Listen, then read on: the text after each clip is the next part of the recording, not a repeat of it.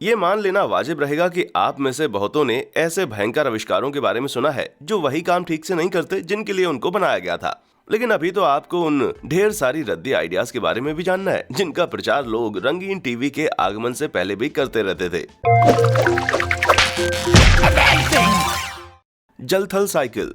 साइक्लोमर कही जाने वाली ये गाड़ी 1932 में पेरिस में लॉन्च की गई थी। इसके पहिए खोखले थे जो इसको तैरने के लिए काम आते थे, लेकिन ये जाहिर कारणों से विफल रही। ये ना तो पानी और ना ही जमीन पर अपनी पकड़ कर पाई। बस आज के युग की अम्फीबियस बाइक्स की प्रेरणा बन पाई है। हालांकि आज की बाइक्स बहुत ही बेहतर हैं, लेकिन परफेक्ट अभी भी नहीं है।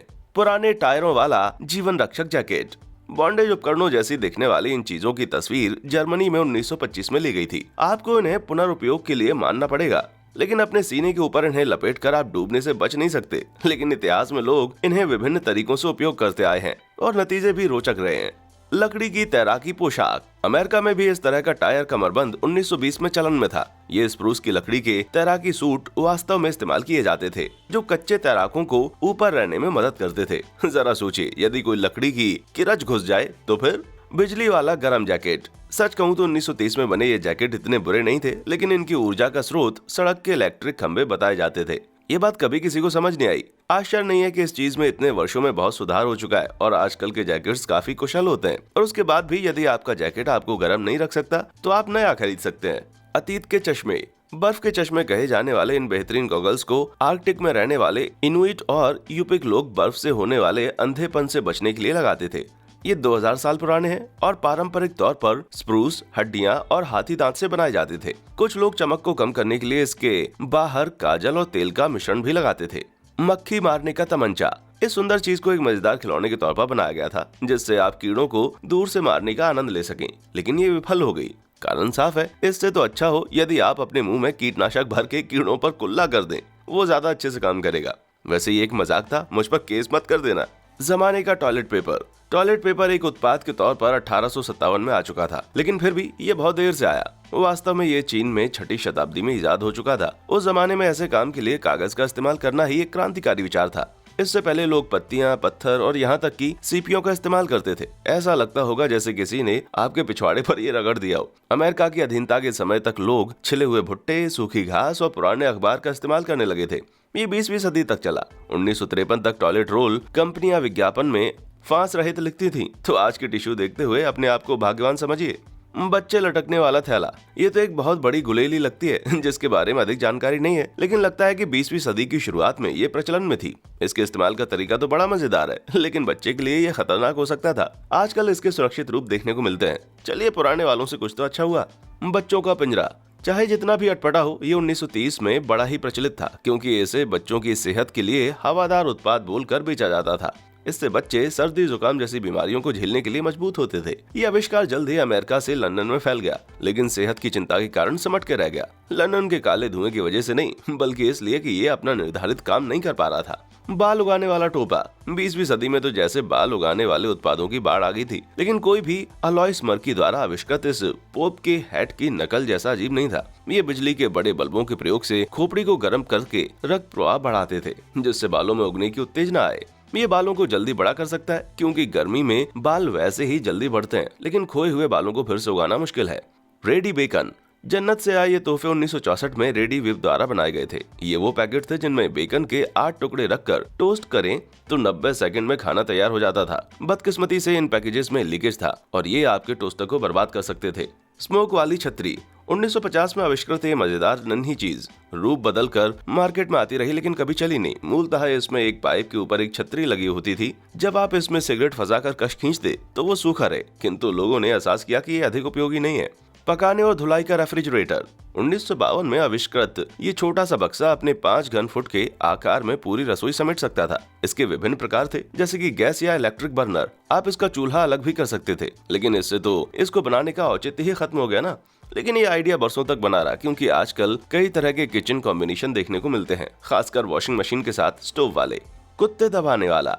1940 के इस उपकरण का मकसद था आपके प्यारे कुत्ते की पसलियों को चापना, ताकि वो आपके कहने पर चले। और दिक्कत ये थी कि यदि आपने जोर से नहीं दबाया तो कुत्ता वहाँ से मस्ती से भाग जाएगा। अब ये तो जानवरों पर अत्याचार हुआ, लेकिन आपको ये जानकर खुशी होगी कि ये कभी मार्केट में नहीं आ सका। वंडर सोना हॉट पैंट। ये फूलने वाले पैंट 70s में बनाए गए थे। मकसद था कि आप इन्हें कमर तक चढ़ाकर फुलाते रहिए जब तक ये आपने विज्ञापन की तस्वीर जैसे ना लगे, फिर आप बस बैठकर इंतजार कीजिए। इसका सिद्धांत ये था कि आप पसीना बहाकर अपनी अतिरिक्त चर्बी को जला देंगे और फिर घंटों अपनी ही गंदगी में बैठे रहेंगे। लेकिन यहाँ कितनी बेशर्मी से नकल की गई है, ये जानने के लिए इस विज्ञापन के लोगों को गौर से देखिए। बिल्कुल ऑफिशियल लगता है ना, लेकिन ये एक नौसिखिया एथलेटिक यूनियन है, कोई बड़ा फुटबॉल क्लब नहीं है। साइकिल में माँ की सिलाई मशीन।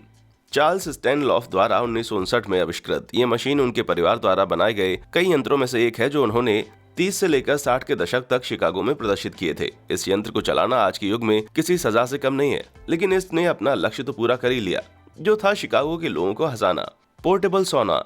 1964 में फ्रांस में उपलब्ध जिम बैग्स के ये विशिष्ट रूप एक तरह से वजन घटाने वाले उत्पाद थे, जिनकी नकल के बहुत सारे उत्पाद आज बिकते हैं। ये बड़ा सरल सा आविष्कार था, जिसमें एक जिप बैग के अंदर भाप को भरना होता था, लेकिन ये अपनी तरह का पहला यंत्र था। हालांकि आज वाले स्वरूप बेहतर और सुरक्षित हैं। ये विंटेज सोना एक सस्ती विलासिता थी जो सभी को चाहिए थी।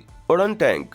अंटोनोवा 40 रशिया द्वारा द्वितीय विश्व युद्ध में किया गया वोडका में डूबा हुआ सबसे मस्त आविष्कार है और ये वास्तव में निर्मित किया गया था। इसको आक्रमण करने के वाहन की तरह बनाया गया था, जिसमें एक साधारण टैंक को ग्लाइडर से बांधकर एक प्लेन से गिरा दिया जाता था। बदकिस्मती से ये कुछ ज्यादा ही भारी था और इसके परीक्षण को बीच में ही रद्द करना पड़ा। 1920 का तैराकी नकाब। इस भयानक चीज के बारे में ज्यादा जानकारी नहीं है, लेकिन अधिकतर लोगों का मानना है कि ये श्वेत लोगों को गोरा रखने के लिए बनाई गई थी। उस जमाने में हल्के रंग की चमड़ी को काफी आकर्षक समझा जाता था और इसी से इन विशाल स्विमसूट का मकसद समझ में आता है। इस चीज का भी सौभाग्यवश ये कभी प्रचलित नहीं हुए और हमारे नस्लवादी इतिहास के साथ ही ये खत्म हो गए। सौंदर्य माइक्रोमीटर। पेशेवर मेकअप आर्टिस्ट द्वारा 1930 में इस्तेमाल किए जाने वाला ये लोहे का मेडन छद्म विज्ञान के सहारे चेहरे के उन मुख्य हिस्सों को पहचानता था जहां मेकअप लगाना चाहिए। ये बड़ा महीन उपकरण था जिसमें 325 प्रकार के एडजस्टमेंट थे जो सटीक तरीके से नापते थे। सबसे मजेदार नाप था नाक की लंबाई और पेशानी की चौड़ाई का। गाल में गड्ढे बनाने वाला। 1936 में आविष्कृत ये यंत्र बड़ा सरल था। ये आपके दोनों गालों को घुंडियों से तब तक दबाता था जब तक आप अपने गड्ढों की साइज से संतुष्ट ना हो जाए। न सिर्फ ये चीज बुरी तरह विफल रही, बल्कि ये दावे भी किए गए कि इनके अधिक उपयोग से कैंसर होता है। चेहरा ब्लीच करने वाला मास्क। 1875 का ये आविष्कार आपकी चमड़ी को ब्लीच करके उसकी त्रुटियों को दूर करने में उपयोग किया जाता था। ये मास्क रात भर पहनकर रखने के लिए होगा और इसको व्यक्ति के चेहरे पर कसकर लपेटा जाता होगा ताकि त्वचा ज्यों की त्यों रहे। मोटर वाले रोलर स्केट्स। अजीब बात यह है कि ये चीजें 1956 में बड़ी लोकप्रिय थीं और इनसे जो विभिन्न प्रकार के उत्पाद जन्मे उन्हें हम आज भी खरीद सकते हैं। ये 65 किलोमीटर प्रति घंटे की गति तक जा सकते हैं, लेकिन भारी इंजन के कारण धीमे हो जाते हैं। लेकिन इनमें एक और बड़ी समस्या थी, आप बड़े सहज तरीके से इसकी सवारी कर सकते थे, लेकिन आविष्कारक ने इसे रोकने का कोई तरीका नहीं बनाया था। खोपड़ी में छेड़छाड़। हालांकि ये आविष्कार एकदम हानि रहित है, लेकिन बेकार भी है। ये एकदम डरावना भी है क्योंकि इसमें 80 नकली उंगलियां लगाई हुई हैं। इसको बनाने का मकसद था ये आपको एक आरामदायक मालिश दे सके, लेकिन एक छोटी सी परेशानी थी, यह आपको ही चलाना पड़ता था। Shower hood. 1970 में आविष्कृत ये हजमत उपकरण फव्वारे के नीचे आपके बालों को बचाने के लिए बनाया गया था। ये इतना बड़ा इसलिए था क्योंकि 70 के दशक में घुंघराले बाल बहुत प्रचलन में थे और वे ज्यादा जगह लेते थे। हालांकि ये थोड़ा ज्यादा हो गया, लेकिन आपको आविष्कारक की सूझबूझ की दाद देनी होगी। वाइब्रेट करने वाली रबड़ की उंगलियां। आजकल आप इन्हें $60 में खरीद सकते हैं, लेकिन वाइब्रा फिंगर का उपयोग आपकी गंदी सोच से थोड़ा अलग था। ये दांत के डॉक्टरों द्वारा सुझाया गया उत्पाद था जो आपके मसूड़ों को उत्तेजित करने के लिए था। इससे आपको एक स्वच्छता और ताजगी का एहसास होता था, साथ में बेहतर सर्कुलेशन भी होता था। सूर्य नहान। ये उपकरण मस्तिष्क की बीमारियों को दूर करने के लिए बनाया गया था, जिसका मतलब 1933 में कुछ भी हो सकता था। इस यंत्र का दावा था ये अल्ट्रा वायलेट किरणों को आपके सर पर डालकर उस जमाने में होने वाली कोई भी बीमारी ठीक कर सकता था और जर्मनी में सफलता का दावा भी किया था। लेकिन क्योंकि यह 1933 में उपयोग किया गया था, तो ये उस दशक में जर्मनी से निकली सबसे भयानक चीज तो नहीं था। बर्फ का नकाब। ये चौंकाने वाला जरूर लगता है, लेकिन इस चीज के नकल से बने सैकड़ों उत्पाद आज भी बिकते हैं। 1947 में आविष्कृत इस मास्क का मकसद था सरदर्द और हैंगओवर से पीड़ित लोगों की मदद करना। व्यक्ति के चेहरे को पूरी तरह से आइस क्यूब से ढक दिया जाता था बिना कोई असुविधा पहुंचाए। ये 40s में हॉलीवुड में अत्यंत लोकप्रिय था और इसके विभिन्न स्वरूप आज भी मार्केट में मिलते हैं और ठीक से काम भी करते हैं।